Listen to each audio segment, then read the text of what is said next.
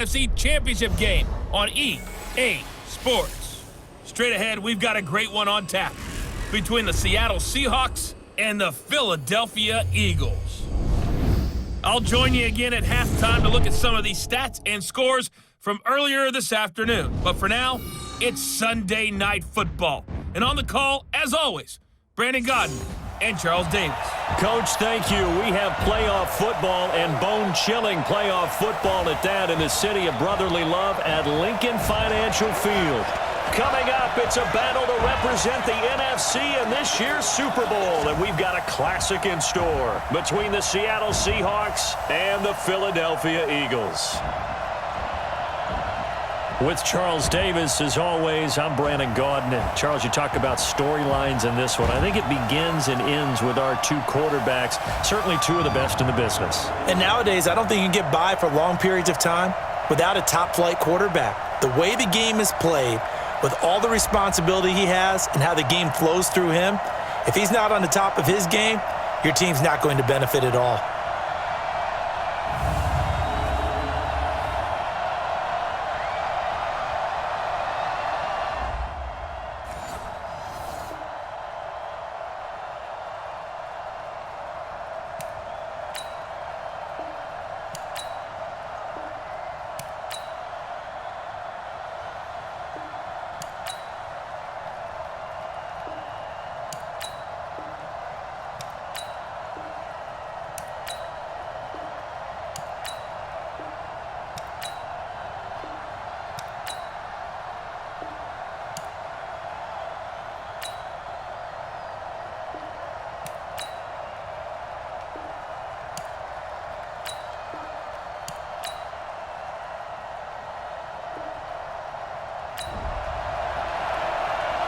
A big play coming up for this defensive unit. They're down, but just by a bit on the scoreboard. Can they get this third down stop in the third quarter? I'm coming. From the gun on third down, Wilson. Nowhere to escape, and he goes down. Nigel Bradham coming in to drop him for a loss of 8, and it also brings up fourth. Now, we talk about players blitzing all the time. I often laugh and sometimes call it just straight-ahead pursuit. What a running start right back to the backfield for him. Yeah, it really didn't give anybody a chance to get up there and stop him. No, I mean, that's really...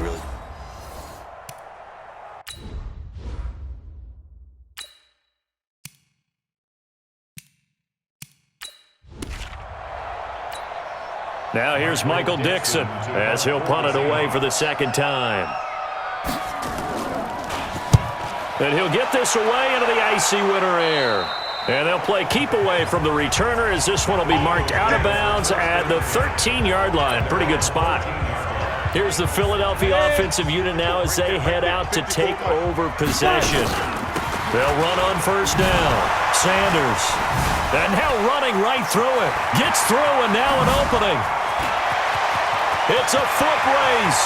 He's at the 30, 10, touchdown, Philadelphia. Miles Sanders, 87 yards, as his guys have now moved out in front.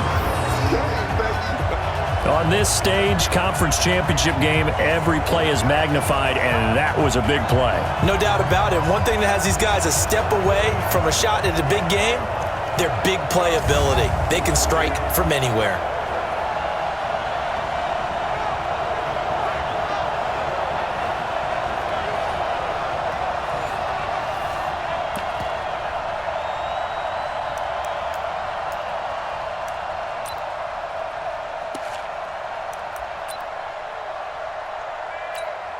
Now that Eagle offense will stay out there as they'll go for 2. A toss running left. It's Sanders, and he is into the end zone again. So get him some oxygen. He scores on the long run and then punches in the 2-point conversion for good measure. Set now to kick this one away, and off it goes. This will be taken in at the 1. And a pretty good return here. He'll be stopped just shy of the 25 at the 24-yard line. Coming to the line here to begin their next drive, the Seahawks offense. And a tight game after punting last time. See if they can get something going on this drive. As they head to the field now, with the game this close, you've got to feel there's a sense of urgency for them going on offense right now. But they have to do it without letting panic creep in and affect their play. Throwing now, Wilson on first down. And incomplete, a drop there in the middle third of the field. That'll bring up second down. They work again from the 38 on 2nd and 10. Here's Wilson, going to throw again. Rodney McLeod that time able to knock it away. Big play coming up. Here's 3rd and 10. I would expect to see some pressure here. The pressure drops off as they'll look to throw. And he's unable to haul it in, so it falls incomplete over the middle third of the field, and that brings up 4th. After watching him drop that slant, I can hear my old coach's voice ringing in my ears right now. You can't run with the ball until you catch it. Trying to get those rack yards before he secured it. Oh, he's going to go ahead and field it from the 3-yard line. Oh, and now he bowls him over. And he is out of bounds right around the 34. It takes a touchdown-saving tackle to bring him down as he goes 32 yards on the return. Already at the line, this Philly offense set to go. Now a play fake here on first down. Forced out to his left. It's caught inside the 25. A big play there for Philly. 41 yards. In our pregame meeting, all they talked about was keeping him hemmed in and wanting him to make his throws from the pocket because they knew he was pretty dangerous if he got outside, and he just showed it right there. Pretty good arm, too. And I think this defense knew what was coming as he is smothered behind the line. What a difference a play makes. A huge step forward and now a small step back as he loses a yard or two. So it's Eagle football here as we get you reset. They've got a second down now as they search for a way to get this one to the finish line. And on this one, he'll get to the 15, right at the 15-yard line.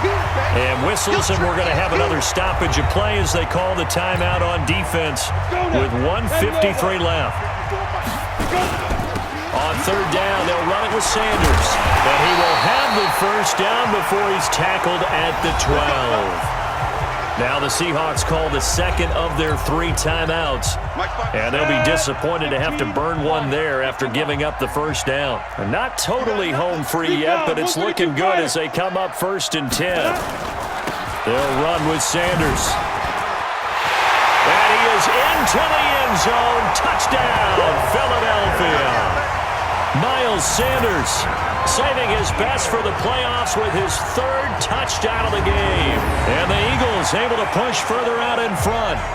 Well, it'd be real easy to say that they are firmly in control right now, but I'm looking at your face and I'm thinking I've got to be careful with that. Well, it's a 2-score game. You're inside at 2 minutes. I think you can breathe relatively easily now. Yeah, you can, but still, you got to stay vigilant. Can't give up anything cheap and easy.